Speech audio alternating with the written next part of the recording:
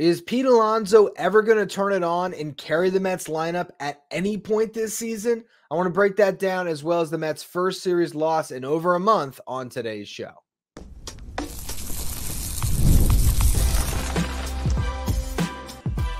You are Locked On Mets, your daily New York Mets podcast, part of the Locked On Podcast Network, your team every day. Hello to all you amazing Mets fans. You're watching Locked On Mets, part of the Locked On Podcast Network, your team every day. I'm your host, Ryan Finkelstein. If you want to find any of my work, follow me on X at Finkelstein Ryan. You can also find some of my writing at justbaseball.com, where I work as the managing editor. This episode is brought to you by Prize Picks, the easiest and most exciting way to play daily fantasy sports. Go to prizepicks.com/LockedOnMLB and use the code all in lowercase LockedOnMLB for a first deposit match up to $100. The New York Mets could have easily swept this series over the weekend against the Angels.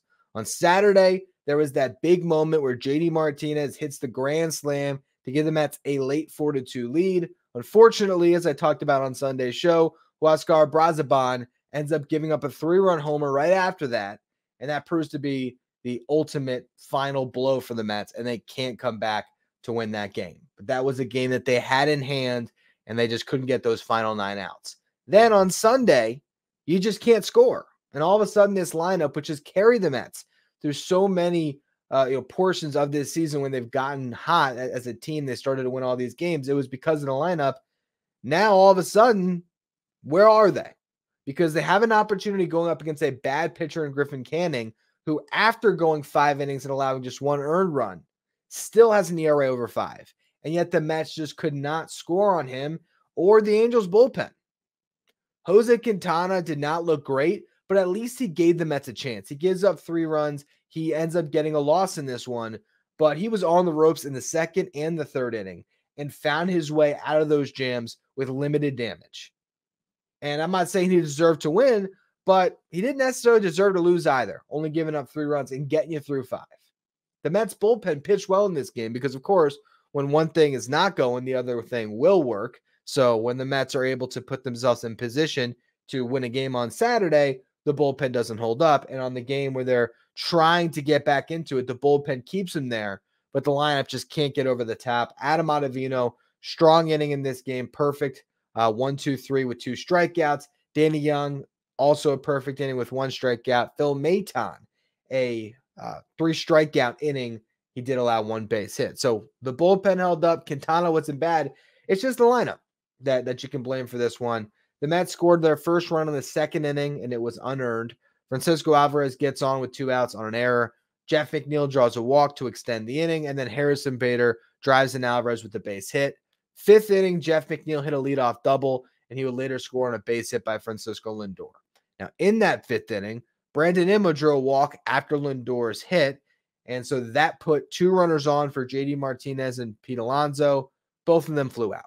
The Mets were 2 for 10 with runners in scoring position in this game. So just, again, the bats couldn't get the job done. They had a couple of moments where you thought they would tie it. First one was in the 7th inning. Francisco Lindor hits a foul ball home run that was ruled fair originally. So for a fleeting moment, you had hopes and prayers that maybe the Mets would be tied. The replay review showed that the ball definitely went foul, so Lindor had to go back and hit. He ended up flying out. 8th inning, golden opportunity. Pete Alonso gets hit by a pitch. Jesse Winker gets a knock, and Alonso goes first to third.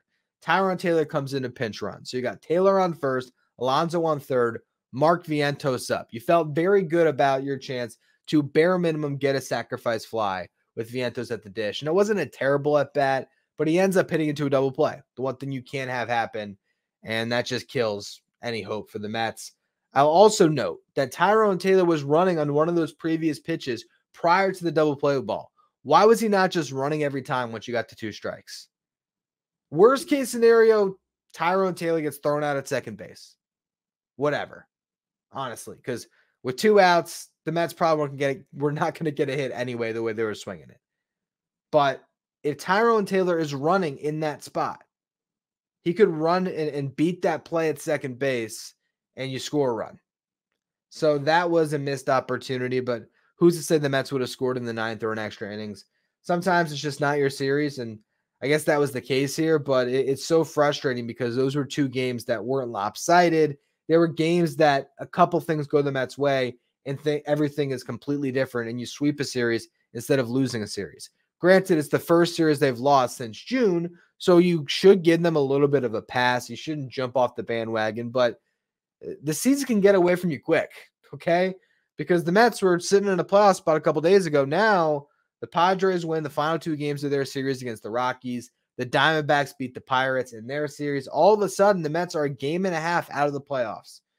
Diamondbacks holding on to the third spot. The Braves and the Padres are even, both half a game above the Diamondbacks right now. So it's still anybody's race, but the Mets really got to step up. They got the Cardinals now for one game, the makeup of a rain out.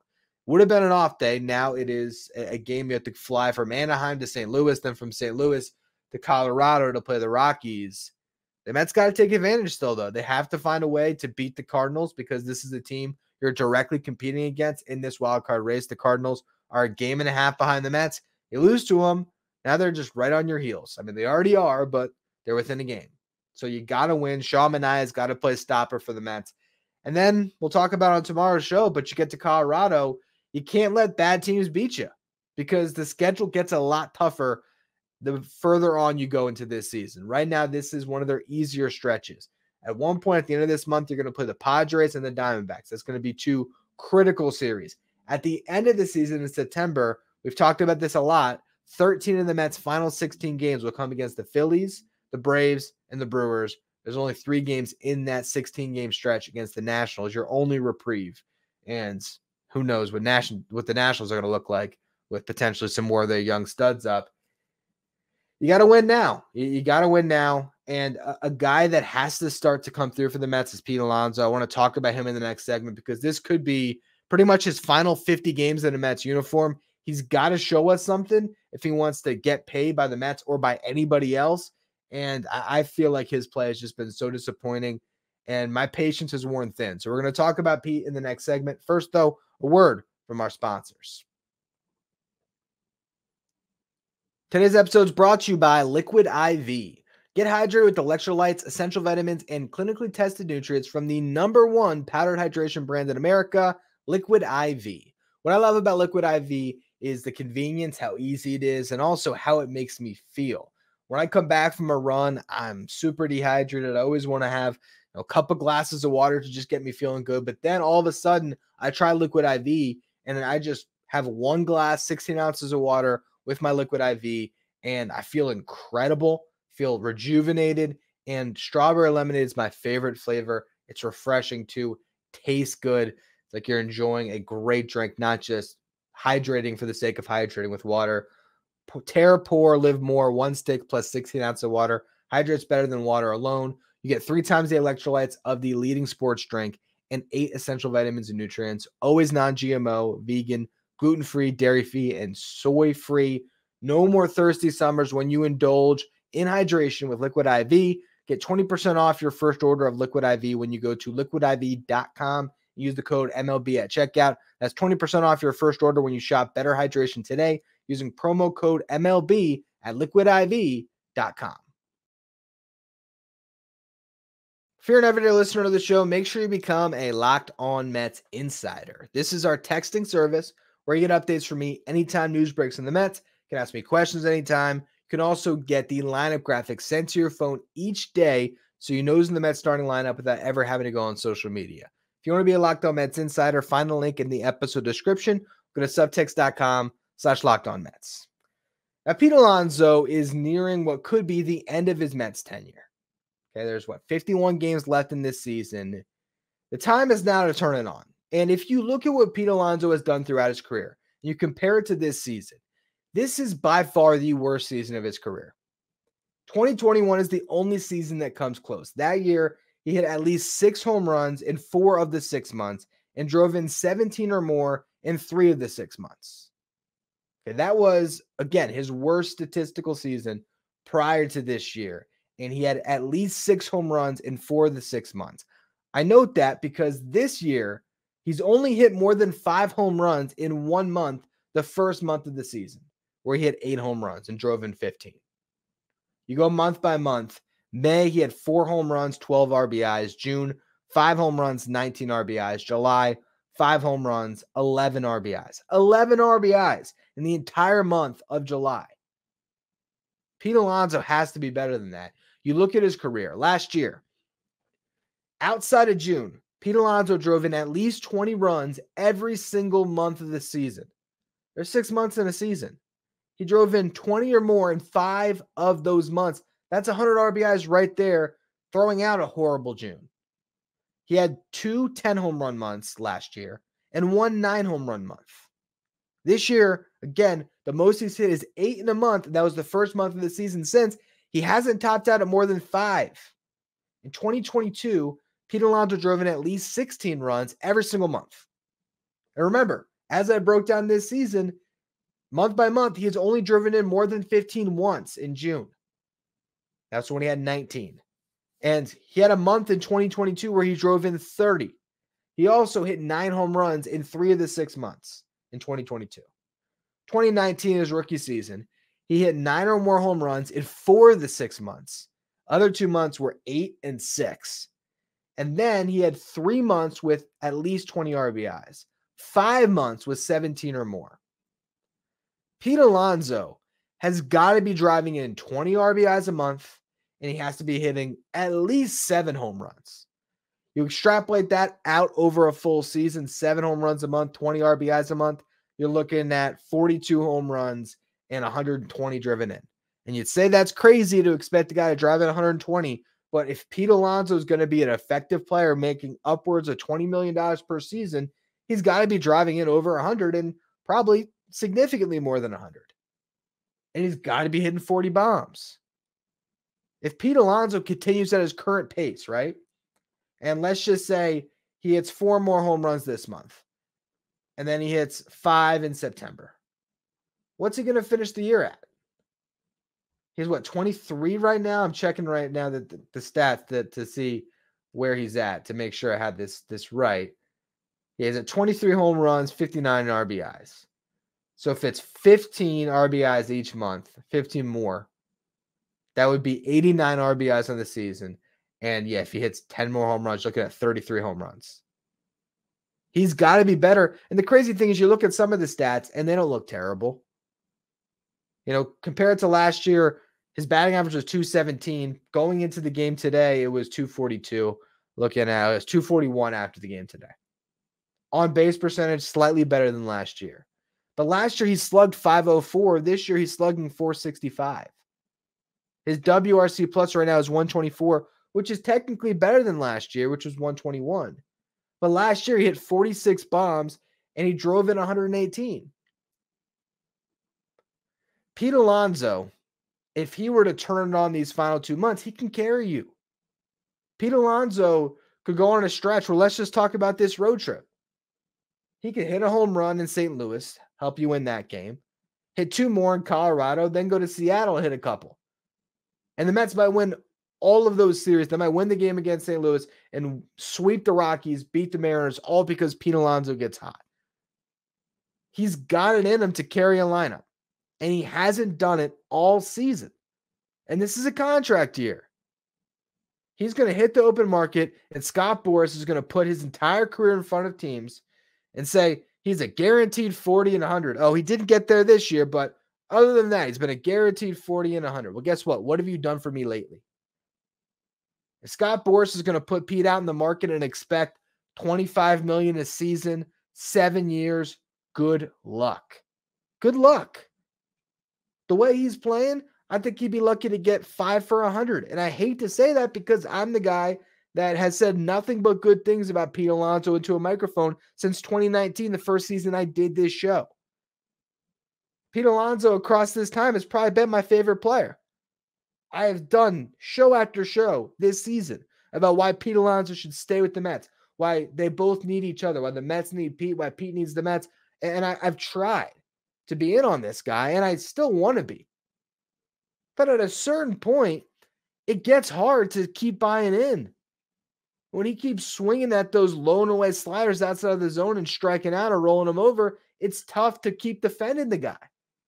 This season in high leverage situations, Pete Alonso's hitting 195 with a 365 on base, 317 slug, a 90 WRC plus. With runners in scoring position, he's hitting 202, 336 on base, 365 slug, 99 WRC plus. He's hitting the ball into the ground more than ever. Career low in barrel percentage and average exit velocity. And his run value against sliders, and run value, to make it simple, it's basically a stat that accounts for the outcome. So let's just say it's bases loaded. Pete Alonso hits into a double play ball. There's going to be a run value attached to that pitch that he hit. Now, if he hits a home run in that spot, it's a grand slam. There's going to be a positive run value that is attached to it. So his run value against the slider this year is at -8. He is slugging 237 against sliders. Last year, he hit 200 against sliders. Wasn't great. But you know what he did against sliders when it comes to slug? 571 slugging percentage, +3 when it comes to run value, because he was hitting them out of the ballpark every once in a while. Now, maybe he just hasn't gotten any hanging sliders all year. I find that hard to believe, but maybe that's what's happening here. But also, maybe Pete Alonso is chasing sliders out of the zone more than ever before. The funny thing about me griping about Pete Alonso right now is that over the last 15 days, so the last 2 weeks, Pete Alonso is the second best OPS on the team behind only Jeff McNeil. Jose Iglesias is at 594. Brennan Nimmo has the worst among the regulars at 484. Francisco Alvarez also right there, actually 359 OPS.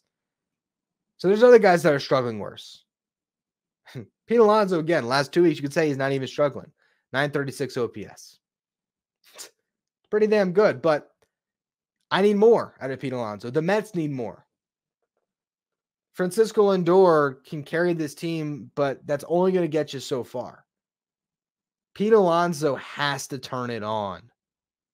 He's got to have one of those 10 home run months. And if he does that in September and he gets to 8 this month, well, guess what? He's going to clear 40 home runs. And you know what? If he hits 10 home runs in the month of September, he might drive in 30, and he very well could clear 100 RBI still. And if you do that, if you reach those benchmarks, if Pete Alonso gets to the 40 home runs, which is looking more and more difficult by the day, 17 away. And he hasn't hit more than 5 home runs in a month again since the first month of the season. But if he can get there, if he can get to 100 RBIs plus there, there's every chance that that's going to be the difference between the Mets making the playoffs or not. So we've made all the excuses in the world for Pete Alonso this year. The contract year's weighing on him. The pressure from being in New York and all the eyes on him because of the contract year and everything else. You know, there's a million different things that you can put and say, oh, that's the only reason why Pete hasn't been playing well. But if you look at the arc of his career, there is a pattern that has been forming. Because last year wasn't great either. It was good. It was 46 home runs, 118 driven in, but he hit 217. So this is the time for him to turn it on if he wants that big contract. But more importantly, if he wants to stay in New York, if he wants the chance to make some playoff noise in New York, it's on those shoulders of his. So I hope he goes out there and does it, proves a lot of people wrong, and sets himself up nicely for free agency. I am rooting for him, of course. I don't want to be talking down on Pete, but it's been hard to talk positively about the season he's put together so far. On the other hand, there's the guy that's maybe going to grab his starting job at first base in the future, who has been incredible at third base this season. That's what we're going to talk about next. Mark Vientos. Didn't come through today, but he has come through plenty. I want to break down what he's done up to this point in just a minute. First, though, another word from our sponsors. Today's episode is brought to you by Prize Picks. Prize Picks is the easiest and most exciting way to play daily fantasy sports. Unlike other apps on Prize Picks, it's just you against the numbers. All you do is pick more or less on 2 to 6 player stat projections. You watch the winnings roll in. Get in on the daily action with your friends and become part of the Prize Picks community today. You can now win up to 100 times your money on Prize Picks with as little as 4 correct picks. So you can turn $10 into $1,000. If you're looking for promotions, Prize Picks has got you covered every week. From lowering select player stat projections on Tuesday to help your lineup hit, or getting your entry fees back if you have a losing lineup on Fridays. Download the Prize Picks app today and use the code LOCKEDONMLB for a first deposit match up to $100. Again, that's code LOCKEDONMLB on Prize Picks for a first deposit match up to $100. Pick more, pick less. It's that easy with Prize Picks. Stay up to date with all the latest from the world of sports by checking out Locked On Sports Today, streaming 24/7 on YouTube. If you look at the field of third basemen this year who have gotten a minimum of 250 plate appearances, Mark Vientos is second to only Rafael Devers in WRC plus and an OPS. Now, WRC plus is weighted runs created plus. It's an all-encompassing stat that measures hitters on a league average of 100, and it is park adjusted. So it is the best stat out there to tell us, again, based on an average of 100, who has been the most valuable hitter. Rafael Devers at 163 has been the best offensive third baseman in baseball. Mark Vientos has been the second best with a 152 WRC plus, which is by far the best on the New York Mets when it comes to a large sample size. Iglesias has been up there too. I think lately he's probably dipped below that. But Vientos has been so good. You look at OPS. This was all these stats, by the way, were going into the game today. So I should note that. But OPS, Rafael Devers at 994, Vientos at 897, second best. OPS is on base plus slugging. He's sixth in average among third basemen, ninth in on base percentage, second in slug. Since May 15th, when he got called back up, Mark Vientos is fourth in wins above replacement, according to Fangraphs, behind only Devers, Matt Chapman, and Jose Ramirez. So that is a large sample size here of a couple months, more than 2 months actually, where this guy's been a top 5 third baseman in baseball. His walk rate at 8%, very solid. Strikeout rate, 26%. Those are decent numbers considering what we saw last year for him. And then defensively, -4 defensive runs saved, so that metric doesn't love him at third base. Outs above average, he's worth 0 outs above average, so league average. Now, you watch it, the eye test, he's been very solid over there. I do think that first base is probably a better position for him, although his arm is of great value at third, and it's not going to be as valuable at first for sure. But if Brett Baty could ever learn how to hit at the big league level, that would be a more natural third baseman who's going to be a plus defender at the hot corner, and Vientos can be your first baseman.